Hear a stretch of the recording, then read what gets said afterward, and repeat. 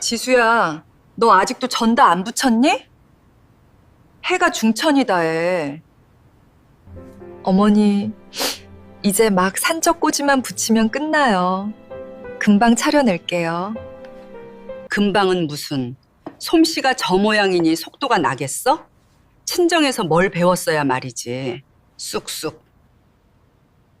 엄마, 새언니, 저 옷 좀 봐. 작년 설에도 저거 입지 않았어? 사랑하기에 나는 오늘 당신들의 우산이 되기를 거부합니다.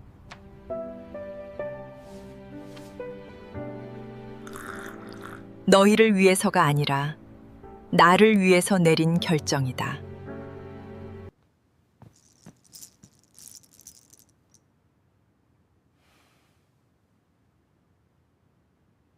어머니, 저희가 나가면 이 큰 집에서 혼자 어떻게 하시려고요?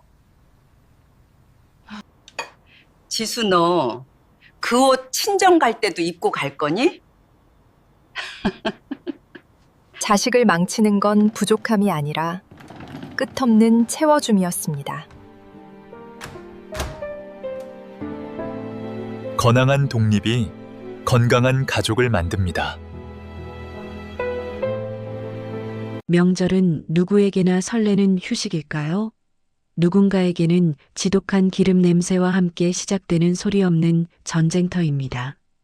오늘 들려드릴 이야기는 경기도 한 소도시에 사는 34살 지수 씨의 아주 특별하고도 기가 막힌 설날 아침 풍경입니다.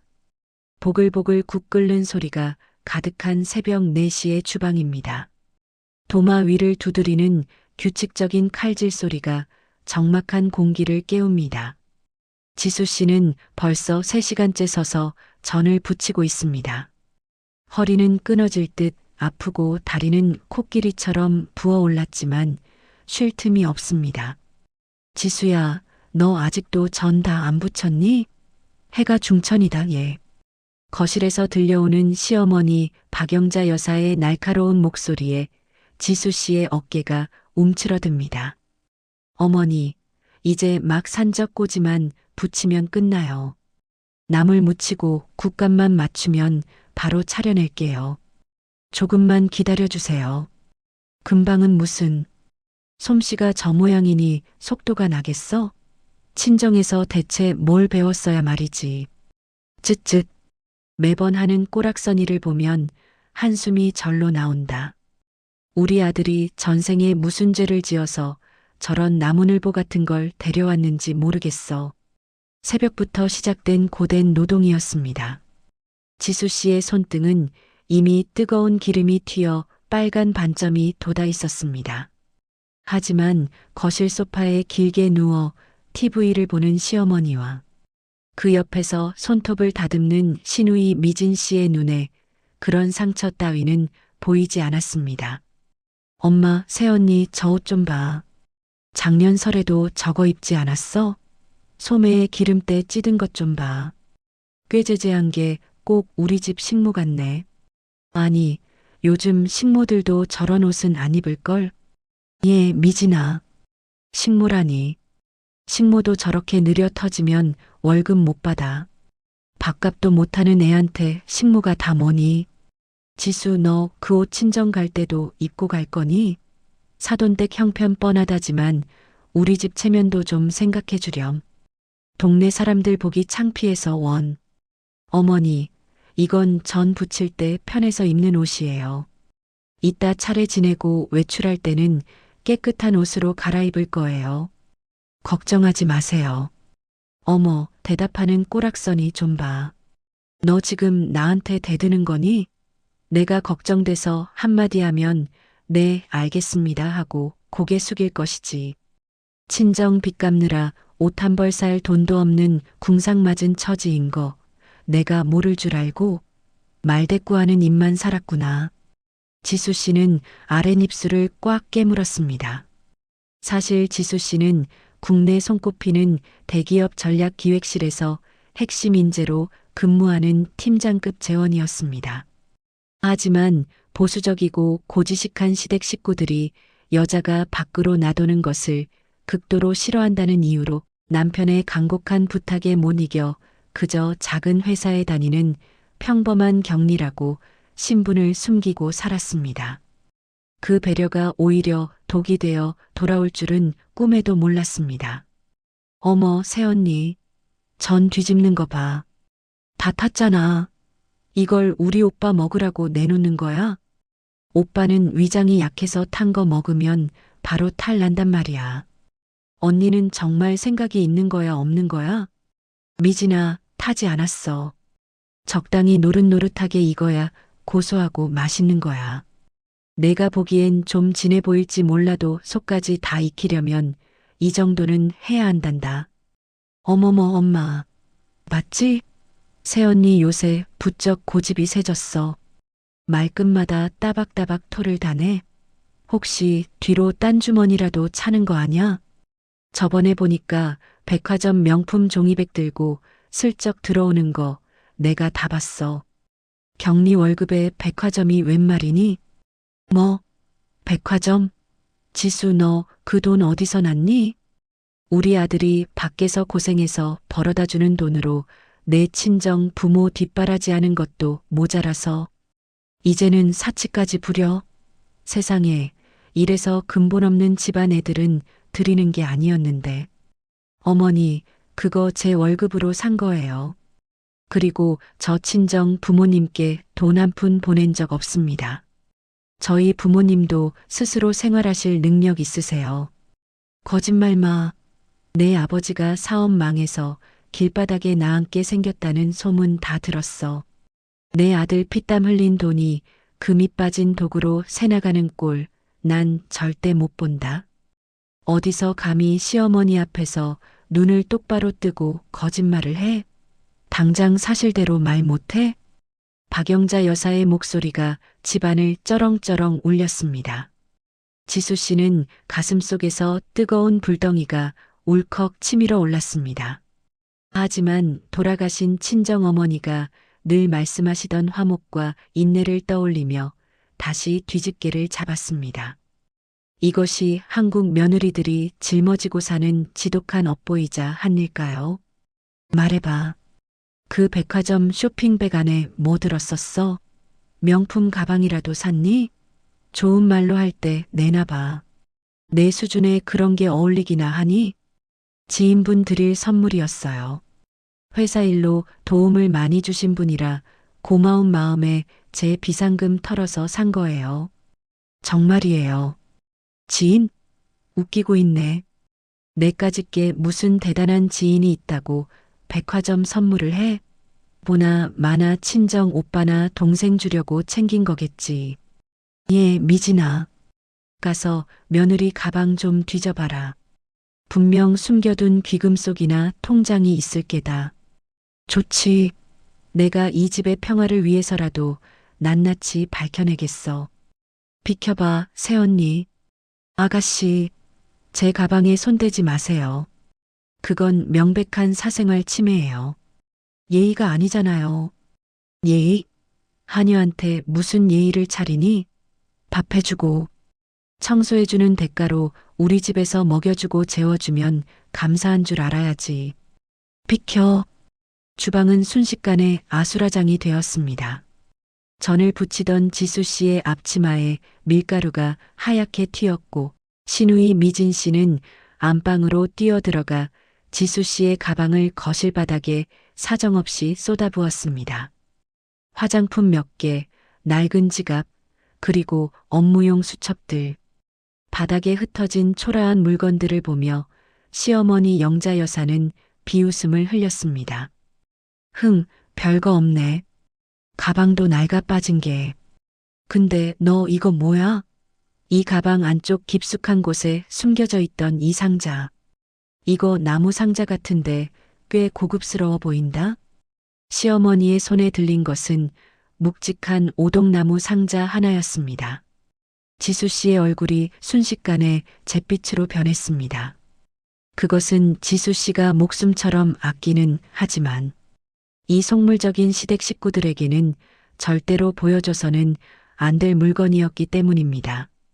어머니, 그건 제발 돌려주세요. 돌아가신 할머니 유품 같은 소중한 물건이에요. 제 개인적인 추억이 담긴 거라니까요. 개인적? 우리 집 지붕 아래 있는 건 다 내 허락을 받아야 해. 어디 보자. 어머, 이게 뭐야? 이거 산삼 아니니? 그것도 모양이 아주 제대로 잡힌 거. 이 정도 크기면 시장에서 수천만 원은 좋게 넘겠는데? 어머, 엄마, 이거 진짜 산삼인가 봐. 향이 거실 가득 퍼지는 것 좀 봐.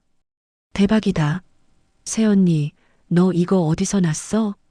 우리 오빠 주려고 숨겨둔 거야? 아니면 몰래 팔아서 친정 주려고 했어? 아니요. 그건 예전에 제가 큰 도움을 드린 분이 고맙다며 주신 거예요. 제 것이니 돌려주세요. 선물? 너 같은 평범한 경리한테 누가 이런 천년 묵은 산삼을 줘? 말도 안 되는 소리 하지 마. 보나 마나 우리 집 창고에 보관하던 갑오 산삼이랑 바꿔치기 한 거 아니야? 어머 세상에. 얘 미진아, 당장 내 오빠 불러라. 오늘 이 집구석에서 도둑년 하나 확실히 잡아야겠다. 설날 아침 화목해야 할 거실에는 차가운 살기가 감돌았습니다. 지수 씨는 떨리는 손으로 바닥에 흩어진 물건들을 하나둘 줍기 시작했습니다. 기름 냄새와 비릿한 눈물 냄새가 뒤섞인 주방 구석에서 지수 씨는 예감했습니다. 이번 설날은 결코 예전처럼 조용히 지나가지 않을 것이라는 사실을 말입니다.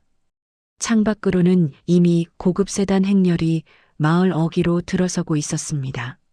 지수 씨가 진정 누구인지, 그녀의 가치가 얼마나 위대한지, 세상에서 유일하게 알고 있는 그 사람, 최강철 회장의 차였습니다.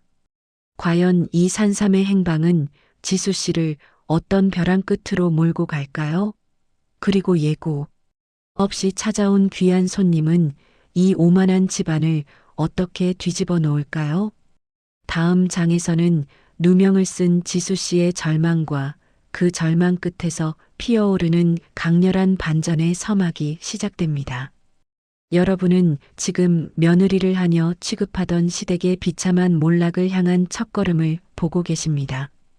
이어지는 제2장, 사라진 천년 산삼과 누명의 덫에서 그 기막힌 이야기를 계속하겠습니다. 명절의 평온함은 깨진 유리 조각처럼 날카롭게 흩어졌습니다. 거실 바닥에 쏟아진 지수 씨의 소지품들은 마치 그녀의 자존심이 짓밟힌 흔적처럼 처량해 보였습니다. 시어머니 박영자 여사의 손에 들린 오동나무 상자 속 산삼은 눈부신 자태를 뽐내고 있었지만 그것은 지수 씨에게 축복이 아닌 저주가 되어 돌아왔습니다. 지수, 너 내 눈 똑바로 보고 말해라. 이 귀한 산삼이 대체 어디서 난 거냐? 내까짓게 무슨 재주로 이런 걸 손에 넣어? 이건 분명 우리 집안의 가보를 훔친 게 틀림없어. 어머니, 몇 번을 말씀드려요. 그건 제가 개인적으로 선물 받은 거예요. 저희 집에 가보로 내려오는 산삼이 있다는 소리는 들어본 적도 없고요. 제발 돌려주세요. 그건 돈으로 환산할 수 없는 소중한 마음이 담긴 물건이란 말이에요. 어머, 새언니 말하는 것 좀 봐. 돈으로 환산할 수 없어? 그럼 이게 수억 원이라도 한다는 거야? 엄마 들었지? 언니 지금 이거 몰래 팔아서 친정 오빠 사업 자금 대주려고 했던 게 분명해. 저번에 올케 언니가 전화와서 힘들다고 징징거릴 때부터 알아봤다니까? 미진아, 그건 사실이 아니야. 올케 언니랑 통화한 건 맞지만 돈 얘기는 나오지도 않았어. 왜 없는 말을 지어내서 사람을 모함하니? 모함? 이게 다 증거인데 무슨 모함이야. 엄마, 우리 예전에 아버님이 남겨주신 산삼 상자 서재 깊숙한 곳에 보관해뒀잖아. 거기 가보니까 상자는 그대로인데 알맹이만 쏙 빠졌더라. 언니가 그거 알고 미리 바꿔치기 한 거 아니냐고. 박영자 여사의 눈이 가늘게 떨렸습니다. 사실 서재에 있던 산삼은 이미 몇 년 전 시어머니 본인이 기력이 달린다며 몰래 다려먹은 지 오래였습니다. 하지만 지금 이 순간 며느리를 집안에서 영원히 몰아낼 절호의 기회를 놓칠 순 없었죠. 그녀는 미진의 거짓말에 슬쩍 올라타기로 마음먹었습니다. 그래, 이제야 기억이 나는구나. 내 남편이 죽기 전에 나한테만 몰래 말해준 그 천년 산삼. 너 서재 청소한답시고 드나들더니 결국 손을 댔구나. 이 도둑년. 내가 감히 우리 집안의 뿌리를 건드려. 어머니, 어떻게 그런 거짓말을 하세요? 서재 청소는 작년 추석 이후로 들어간 적도 없어요. 그리고 이 산삼은 크기나 생김새가 시중에서 파는 것과는 완전히 다른 겁니다. 제발 이성을 찾으세요. 이성? 지금 도둑질을 들켜놓고 나한테 이성을 찾으라고 해? 내 아버지가 사업 망하고 집안 기울더니 며느리라는 애가 도둑질부터 배웠구나. 역시 피는 못 속인다더니 근본 없는 집안에서 자란 티를 이렇게 내는구나. 박영자 여사의 모욕적인 언사는 멈출 줄 몰랐습니다. 지수 씨의 가슴은 난도질 당하는 기분이었습니다. 대기업에서 수백억 규모의 프로젝트를 진두지휘하던 그녀였지만 이 집안 안에서는 그저 말대꾸 한마디에 집안의 근본까지 부정당하는 보잘것없는 존재에 불과했습니다. 엄마, 이럴 게 아니라 오빠 당장 불러. 오빠가 이 여자 실체를 알아야 해. 오빠는 새언니가 천사 같은 줄 알잖아. 뒤에서는 우리 집 재산 다 빼돌리고 있는데. 미지는 신이 난 듯 휴대폰을 꺼내 오빠인 진석 씨에게 전화를 걸었습니다. 주방에서 차례 음식을 준비하다 뛰어나온 지수 씨의 앞치마에는 아까 튄 기름, 얼룩과 밀가루 가루가 덕지덕지 묻어 있었습니다. 그 초라한 모습이 마치 죄인이라도 된 듯 그녀를 더욱 위축시켰습니다. 잠시 후 헐레벌떡 안방에서 나온 남편 진석 씨가 거실 상황을 보고 경악했습니다. 이게 다 무슨 일이야? 명절 아침부터 왜 이렇게 시끄러워? 지수야, 너 왜 바닥에 주저앉아 있어? 오빠, 이것 좀 봐. 새언니 가방에서 뭐가 나왔는지 알아? 우리 집 갑오 산삼이야. 이걸 몰래 빼돌리다가 나한테 딱 걸렸다니까? 진석아, 내 마누라가 이런 애였다. 겉으로는 조신한 척, 착한 며느리인 척하더니 뒤로는 우리 집안 재산을 탐내고 있었어. 친정 빚이 얼마나 급했으면 시댁 물건에 손을 대니? 진석 씨는 당황한 기색이 역력했습니다. 그는 지수가 대기업에 다닌다는 사실은 알았지만 그녀의 연봉이나 재산 수준이 이 산삼을 충분히 사고도 남을 정도라는 것은 구체적으로 알지 못했습니다. 지수가 늘 검소하게 행동했고 시댁의 길을 살려주기 위해 자신을 낮춰왔기 때문입니다. 지수야, 설명 좀 해봐. 이게 정말 우리 집 산삼이야? 내가 왜 이걸 가지고 있어? 당신까지 이럴 거야? 당신은 나 알잖아. 내가 누굴 속이거나 훔칠 사람이야? 이건 내가 예전에 도와드렸던 최 회장님이 고맙다고 주신 선물이야. 당신한테 말하려고 했는데 당신이 시어머니 알면 시끄러워진다고 나중에 기회 봐서 말하자며. 내가 언제? 난 그런 소리 들은 적 없어.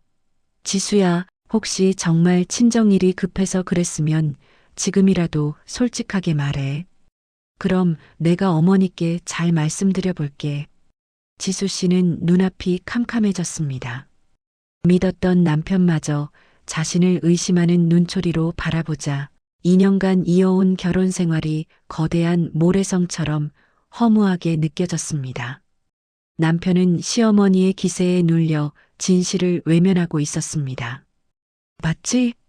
오빠도 모르는 일이잖아. 언니 정말 실망이다. 어떻게 사람 탈을 쓰고 이럴 수가 있어? 엄마, 이 산삼 당장 압수해. 그리고 언니 친정 부모님한테도 전화해서 다 알려야 해.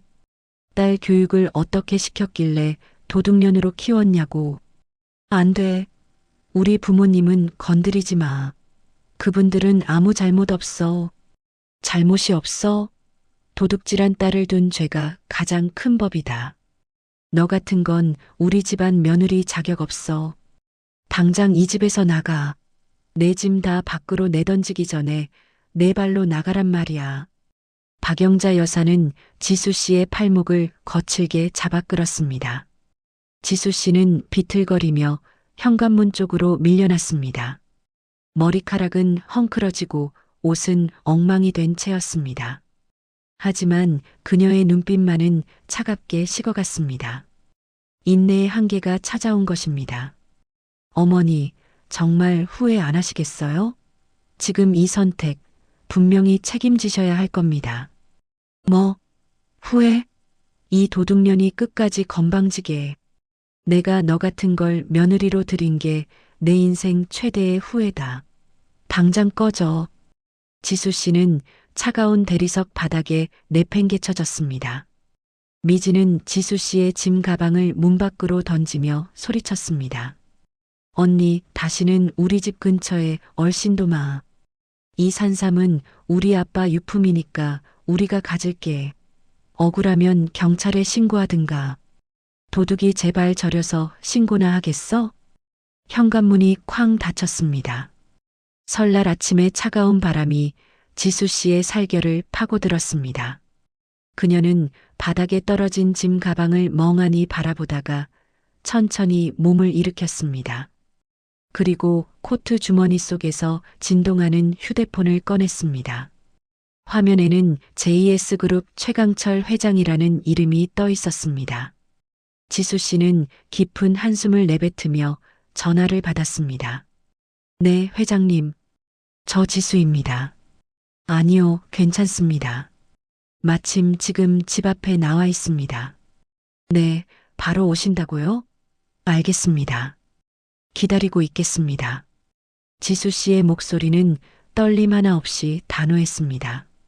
그녀는 엉망이 된 옷을 털어내고 흐트러진 머리를 정돈했습니다. 이제 곧 이 지옥 같은 연극의 막이 내리고 진짜 현실이 시작될 시간이었습니다. 담장 너머로 요란한 경적 소리와 함께 검은색 최고급 세단 세대가 골목을 가득 메우며 들어오고 있었습니다. 시댁 식구들이 그토록 우러러보던 감히 쳐다보지도 못할 거물의 등장이었습니다.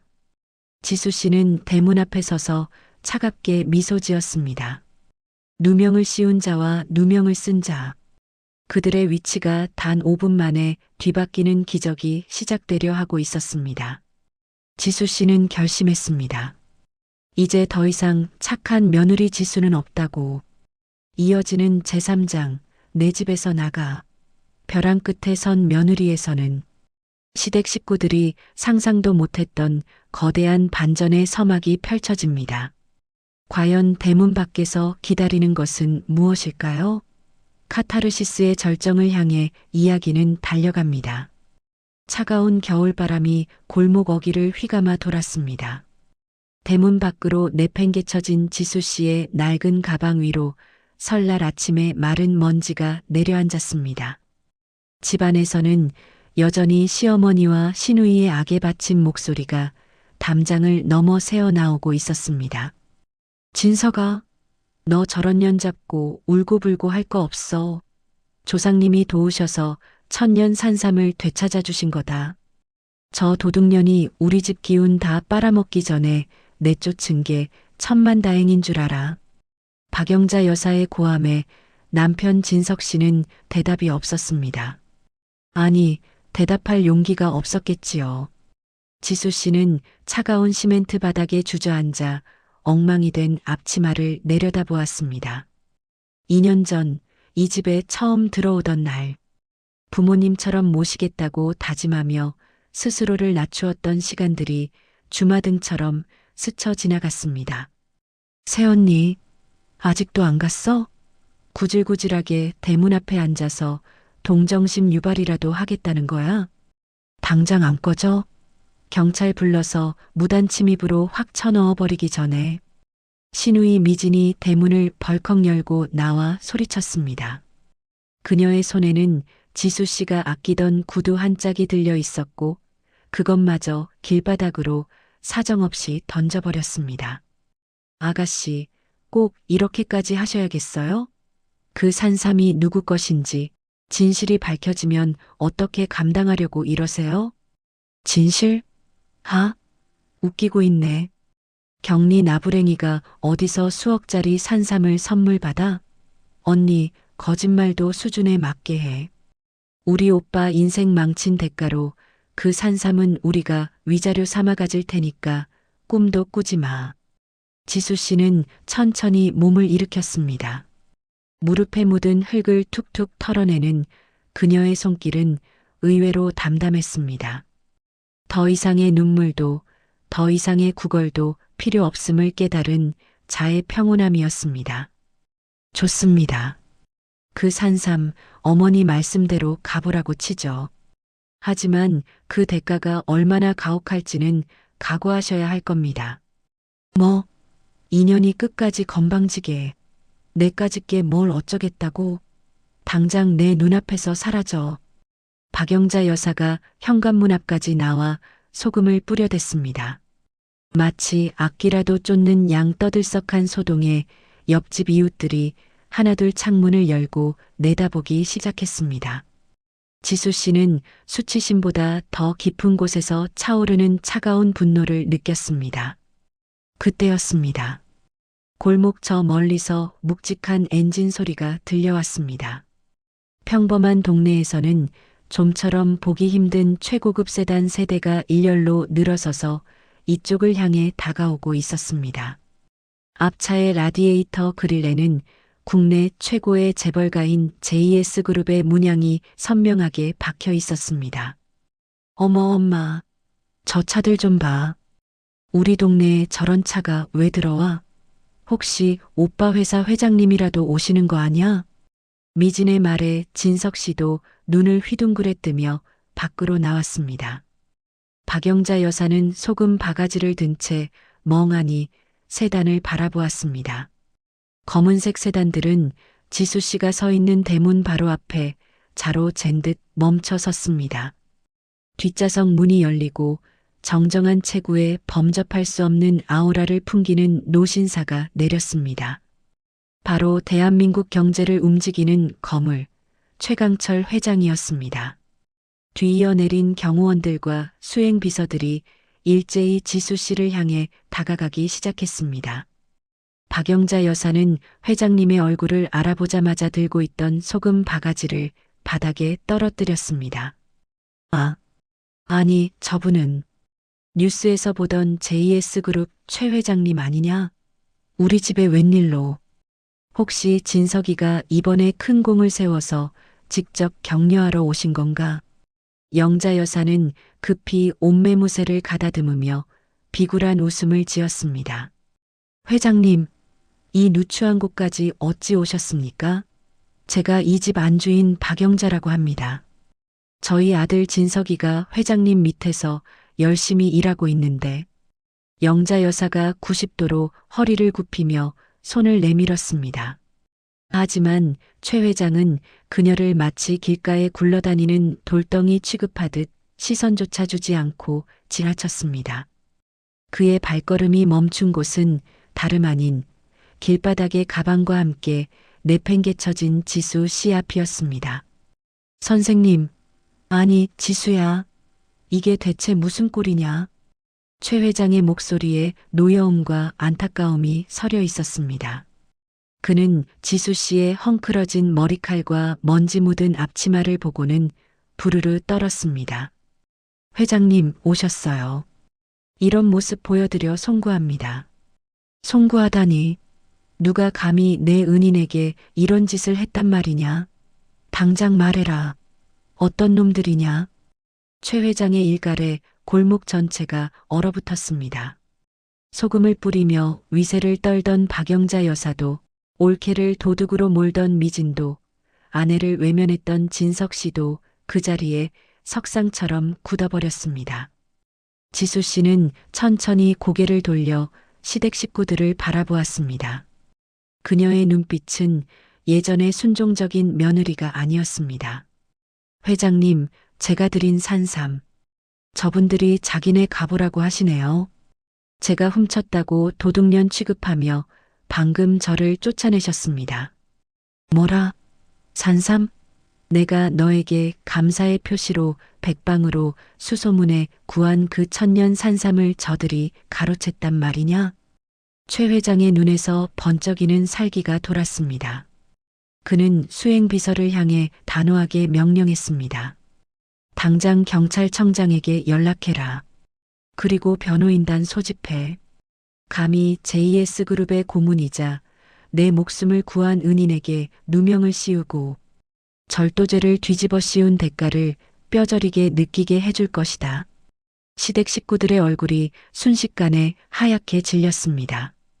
영자 여사는 다리가 풀려 주저앉았고 미지는 들고 있던 휴대폰을 떨어뜨렸습니다. 진석 씨는 입만 벙긋거릴 뿐 아무 말도 하지 못했습니다. 지수 씨는 회장이 내어주는 손길을 잡고 우아하게 일어섰습니다. 2년 동안 그녀를 짓눌렀던 며느리라는 족쇄가 풀려나가는 순간이었습니다. 어머니, 아가씨, 진실이 감당이 안 되실 거라고 말씀드렸죠? 이제부터 시작입니다. 제가 참아온 그 세월 하나하나 이자로 쳐서 돌려드릴게요. 지수 씨의 차가운 선언과 함께 최 회장의 비서들이 집 안으로 들이닥쳤습니다. 명절의 단꿈이 악몽으로 변하는 서막이었습니다. 골목 안의 공기는 마치 얼음물을 끼얹은 듯 차갑게 얼어붙었습니다. 대문 앞에 늘어선 검은색 세단들의 위용보다 더 무서운 것은 대한민국 재계의 거물, 최강철 회장이 풍기는 서슬 퍼런 분노였습니다. 시어머니 박영자 여사는 바닥에 떨어진 소금 바가지를 멍하니 바라보며 입을 벌린 채 굳어버렸습니다. 최 회장은 지수 씨의 해진 앞치마와 흙이 묻은 가방을 번갈아 보더니 이내 몸을 돌려 지수 씨를 향해 허리를 깊숙이 숙였습니다. 수행원들도 일제히 90도로 고개를 숙였습니다. 이지수 선생님, 이 못난 늙은이가 너무 늦게 왔습니다. 감히 누가 선생님을 이토록 비참하게 만들었단 말입니까? 제가 드린 작은 성의가 이런 수모의 원인이 되었다니 제 죄가 큽니다. 회장님, 고개를 드세요. 회장님 잘못이 아닙니다. 사람의 욕심과 무지가 만든 일일 뿐입니다. 지수 씨의 목소리는 차분했지만 그 안에는 시댁 식구들의 심장을 꿰뚫는 서늘함이 서려 있었습니다. 이 광경을 지켜보던 시누이 미지는 다리가 풀려 대문 기둥을 붙잡고 겨우 버텼습니다. 남편 진석 씨는 자신의 아내가 회장님의 은사이자 선생님이라 불리는 현실을 도저히 믿을 수 없다는 듯 헛웃음을 흘렸습니다. 지수야, 이게 대체 무슨 상황이야? 저분이 정말 JS그룹 최 회장님이셔? 내가 왜 선생님이야? 박영자 여사도 바르르 떨리는 손으로 최 회장의 옷자락을 잡으려 비굴하게 다가갔습니다. 회장님, 뭔가 오해가 있으신 모양입니다. 이 아이는 그저 우리 집 며느리고 격리일이나 하던. 아니, 이 산삼이 회장님이 주신 거라고요? 저희는 그것도 모르고 가보인 줄로만 알고. 오해? 지금 오해라고 했나? 최 회장이 고개를 돌려 영자 여사를 쏘아보았습니다. 그 매서운 눈빛에 영자 여사는 뒤로 주춤하며 엉덩방아를 찧었습니다. 이지수 선생님은 우리 JS그룹의 미래 전략을 설계한 고문이자 수년 전 내가 심장마비로 쓰러졌을 때 사방이 막힌 산길에서 내 목숨을 구해주신 은인 중의 은인이시다. 내가 감사의 표시로 어렵게 구한 천년. 산삼을 감히 도둑질한 작물로 몰아 선생님을 내쫓아? 너희 가족이 제정신이냐? 회장님의 사자 후에 동네 사람들도 하나둘 대문 밖으로 고개를 내밀었습니다. 시어머니 영자 여사는 이제 얼굴이 흙빛이 되어 바닥을 기었습니다. 회장님, 죽을 죄를 지었습니다. 제가 노망이 났나 봅니다. 지수야, 아니 지수 새언니. 내가 미쳤었나 봐. 얘 미진아, 너도 와서 빌어. 빨리. 미진은 울먹이며 지수 씨의 발치로 달려와 무릎을 꿇었습니다. 새언니 잘못했어. 내가 다 잘못했어. 그 산삼상자. 내가 거짓말한 거야. 오빠기 살려주려고 언니가 미워서 내가 지어낸 거야. 제발 용서해줘. 지수 씨는 발등에 떨어지는 미진의 눈물을 차갑게 내려다보았습니다. 그리고 시선을 돌려 멀찍이 서서 눈치만 보는 남편 진석 씨를 보았습니다. 당신도 오해라고 말하고 싶어? 내가 2년 동안 이 집에서 어떤 취급을 받는지 알면서도 모른 척했던 당신이 오늘 내 가방을 보며 지었던 그 의심 어린 눈초리, 난 평생 잊지 못할 거야. 지수야, 내가 어머니 성화에 못 이겨서 잠깐 판단력이 흐려졌었어. 나 당신 정말 사랑하는 거 알잖아. 우리 일단 들어가서 얘기하자. 응? 회장님도 안으로 모시고. 최 회장이 코웃음을 쳤습니다. 들어가서 얘기하자고? 내 은인을 길바닥에 내팽개친 이 집구석에 내가 단 1초라도 발을 들릴 것 같나? 이복의 김비서, 당장 이 집의 등기부등본 확인해. 이 집 대출금이 우리 그룹 계열사 은행에서 나간 걸로 아는데 당장 상환 독촉 진행하고 법적 조치 가능한 모든 수단을 동원해. 회장님, 제발 그것만은. 저희 길바닥에 나앉게 생겼습니다. 박영자 여사가 비명을 질렀지만 최 회장은 단호했습니다. 그는 지수 씨의 낡은 짐 가방을 직접 들어 올리며 비서에게 건넸습니다. 선생님, 이제 그만 가시지요. 이런 악취나는 곳에 선생님의 귀한 시간을 낭비하실 필요 없습니다. 선생님이 계실 곳은 화려한 전략실이지 기름 냄새 나는 주방이 아닙니다. 지수 씨는 마지막으로 자신의 시댁이었던 낡은 주택을 눈에 담았습니다. 2년 전 정 하나로 버텨보겠다며 들어왔던 그곳에서 얻은 것은 지독한 한 뿐이었습니다.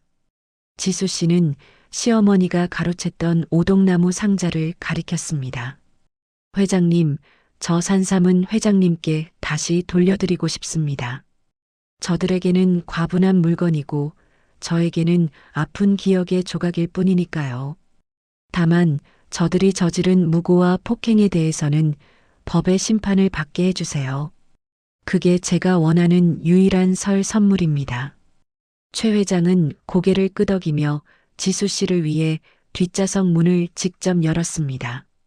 지수 씨가 우아하게 차에 오르자 길바닥에 엎드린 시댁 식구들의 통곡 소리가 골목을 메웠습니다. 남편 진석 씨는 멀어져가는 세단의 뒷모습을 보며 망연자실하게 서 있었습니다. 90도 인사의 전율. 그것은 단순한 예의가 아니었습니다. 짓밟힌 진실이 권력을 만나 폭발하는 순간의 장엄함이었습니다. 지수 씨는 차창 밖으로 흐르는 경기도의 풍경을 보며 처음으로 깊은 숨을 내쉬었습니다. 이제 모든 갈등의 매듭이 풀리고 진정한 심판의 시간만이 남았습니다. 과연 지수 씨를 내쫓은 시댁 식구들의 마지막은 어떤 모습일까요? 그리고 지수 씨가 맞이할 새로운 봄은 어떤 빛깔일까요? 검은 세단이 미끄러지듯 골목을 빠져나갔습니다. 차창 너머로 점점 멀어지는 시댁의 풍경은 마치 빛바랜 흑백 사진처럼 보였습니다. 지수 씨는 최 회장이 건넨 따뜻한 차 한 잔을 손에 쥐고 오랫동안 창밖을 응시했습니다. 2년이라는 세월, 그 지독했던 며느리라는 연극의 막이 내리는 순간이었습니다. 명절의 폭풍이 지나간 자리에는 처참한 잔해만이 남는 법입니다. 지수 씨가 떠난 그 골목, 시댁 식구들은 여전히 바닥에 주저앉아 자신들에게 닥친 현실을 부정하고 있었습니다. 하지만 진정한 심판은 이제부터 시작이었습니다. 회장님, 이제 저를 내려주셔도 됩니다. 호텔이나 제 오피스텔로 가면 돼요. 이런 모습으로 회장님 댁까지 가는 건 예의가 아닌 것 같습니다. 무슨 소리냐, 지수야. 내 정체를 숨기고 그런 수모를 당하게 한 내 책임이 크다. 내가 너를 이 집에 시집 보낼 때 내 능력을 아껴서 비밀로 하자는 약속만 안 했어도 이런 일은 없었을 게다. 일단 우리 집으로 가서 좀 쉬어라. 내 딸이나 다름없는 내가 이런 일을 겪었는데 내가 어떻게 그냥 보내겠니? 그리고 김비서, 아까 내가 지시한 것들 어떻게 됐나? 네, 회장님. 즉각 조치했습니다. 해당 가구의 주택담보대출은 일시상환 불이행으로 절차 밟기 시작했고요. 박영자 씨와 김미진 씨에 대해서는 무고죄 및 명예훼손, 그리고 폭행 혐의로 고소장 접수 완료했습니다. 특히 그 산삼, 천년 산삼의 가치가 감정가로만 수억 원에 달해 특수절도 미수 혐의까지 적용될 것 같습니다. 박영자 여사와 미진은 그날 오후 바로 경찰서로 연행되었습니다. 설날 아침 곱게 한복을 차려입고 며느리를 쫓아내며 기세를 올리던 모습은 온데간데 없었습니다. 취조실 소파에 앉아 덜덜 떨고 있는 그들 앞에 나타난 것은 지수 씨가 보낸 국내 최고 로펌의 변호사들이었습니다. 박영자 씨, 여기 고소장에 사인하시죠. 지수 선생님께 가하셨던 폭언과 폭행, 그리고 산삼을 가로채려 했던 모든 정황이 녹취와 증거로 확보되어 있습니다.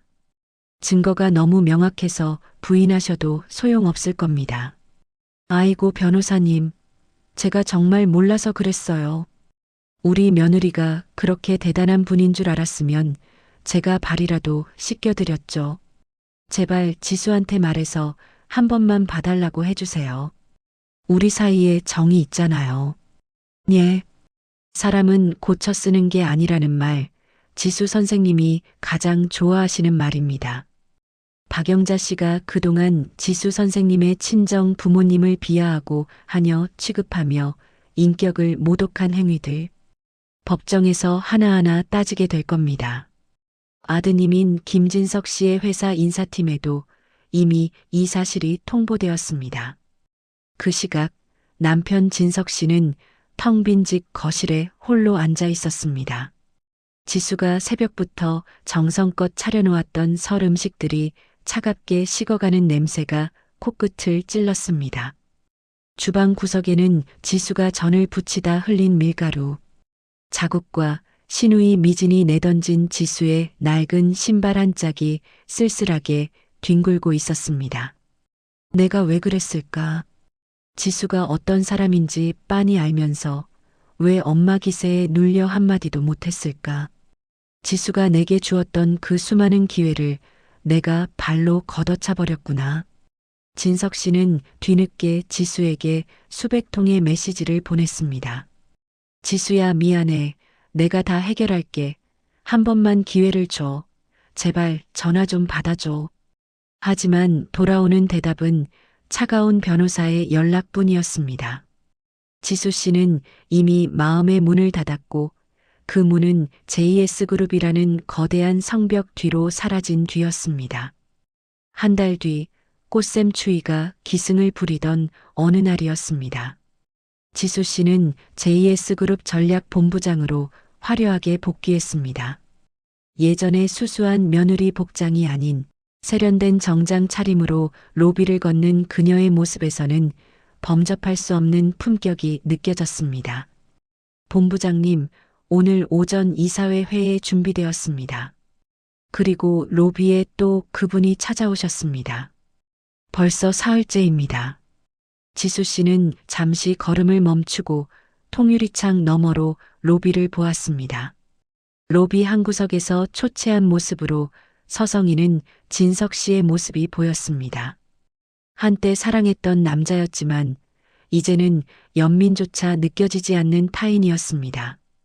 지수 씨는 비서에게 나직하게 말했습니다. 가서 전해줘요. 법정에서 뵙겠다고. 그리고 사적으로는 다시는 연락하지 말아달라고요.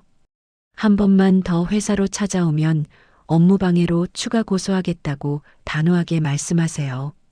지수 씨는 회의실로 향했습니다. 그녀의 등 뒤로 지수야. 한 번만 만나줘. 잘못했어. 라는 진석 씨의 절규가 희미하게 들려왔지만 지수 씨는 단 한 번도 뒤돌아보지 않았습니다. 한국적인 정으로 묶여있던 가짜 가족의 굴레를 완전히 벗어던지고 오직 자신의 실력과 이름으로 빛나는 진짜 삶을 선택한 것입니다. 시어머니 박영자 여사는 결국 집이 경매로 넘어가고 아들의 퇴직금까지 합의금으로 쏟아부은 뒤에야 구치소에서 나올 수 있었습니다.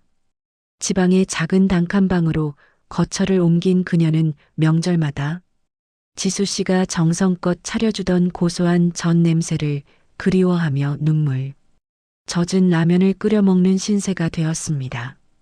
진정한 복수는 상대를 파멸시키는 것이 아니라 내가 상대가 감히 쳐다보지도 못할 만큼 높은 곳에서 행복해지는 것이라고 합니다. 지수 씨는 이제 최 회장의 든든한 파트너이자 대한민국 경제를 이끄는 리더로 당당히 섰습니다. 여러분, 혹시 지금 누군가에게 부당한 대우를 받으며 참고 계시나요? 이지수 씨의 이야기가 여러분에게 작은 용기가 되었기를 바랍니다. 당신은 당신이 생각하는 것보다 훨씬 더 귀하고 강한 존재입니다. 기름 냄새에 찌든 며느리가 아닌 자신의 인생을 멋지게 요리하는 주인공으로 우뚝 선 지수 씨. 그녀의 앞날에 눈부신 봄날만 가득하길 빌며 오늘의 사연 극장을 마칩니다. 시청해 주셔서 감사합니다.